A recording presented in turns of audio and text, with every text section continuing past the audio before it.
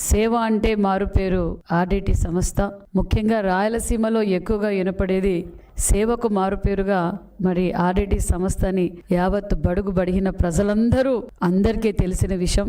మరి ఆర్డిటి సంస్థ ఏర్పడి సుమారుగా 50 సంవత్సరాలు వారి సేవలు మేము అందరం అందుకున్నాం.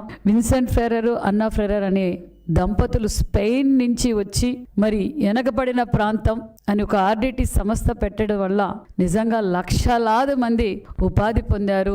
మరి ఎన్నో విధాలుగా మరి హౌసింగ్ పరంగా కావచ్చు, హాస్పిటల్ పరంగా కావచ్చు, విద్య కావచ్చు, మరి క్రీడా పరంగా కావచ్చు, వ్యవసాయ పరంగా కావచ్చు, మరి ఇవెన్నో లక్షలాది మందికి ఈరోజు ఆదుకున్న ఆర్డిటి సంస్థ అన్న విషయం ప్రజలందరికీ తెలుసు. మరి ఆర్డిటి వారు రిన్యూవల్ కోసం గత ప్రభుత్వంలో చాలా ఇబ్బంది పడ్డారు. మరి మన యువగళం అధినేత నారా లోకేష్ బాబు గారు ఏదైతే పాదయాత్ర చేసినప్పుడు ఉమ్మడి అనంతపురం జిల్లాలో మరి ఆర్డిటి సేవలు స్వయానా చూశారు యువగళం అధినేత నారా లోకేష్ బాబు గారు. మరి మేము అధికారంలోకి రాగానే ఉమ్మడి అనంతపురం జిల్లాలో ఉన్న మంత్రులు, ఎమ్మెల్యేలు, ఎంపీలు అందరూ వెళ్ళి లోకేష్ బాబు గారి దృష్టికి, ముఖ్యమంత్రి గారి దృష్టికి చెప్పాం.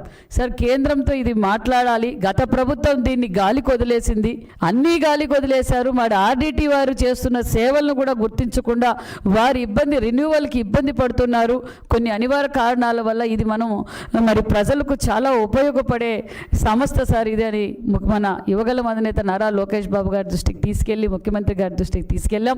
మరి ముఖ్యమంత్రి గారు నారా లోకేష్ బాబు గారు ఆ రోజే గత 8 నెలల కిందనే మరి ఖచ్చితంగా ప్రధానమంత్రి గారితోనూ అమిత్ షా గారితో మాట్లాడి మనం ఖచ్చితంగా రిన్యూవల్ చేయిస్తాం, మీరు ధైర్యంగా ఉండి ప్రజలకు కూడా ధైర్యం చెప్పండి, ఖచ్చితంగా మనం రిన్యూవల్ చేయిస్తామని చెప్పిన ఘనత యువగళం అధినేత నారా లోకేష్ బాబు గారు. ఆ మాట నిలబెట్టుకున్నాము కూటమి ప్రభుత్వం, మరి ముఖ్యమంత్రి చంద్రబాబు నాయుడు గారు, మరి లోకేష్ బాబు గారు అన్న విషయం కూడా మీకు తెలియజేస్తున్నాం.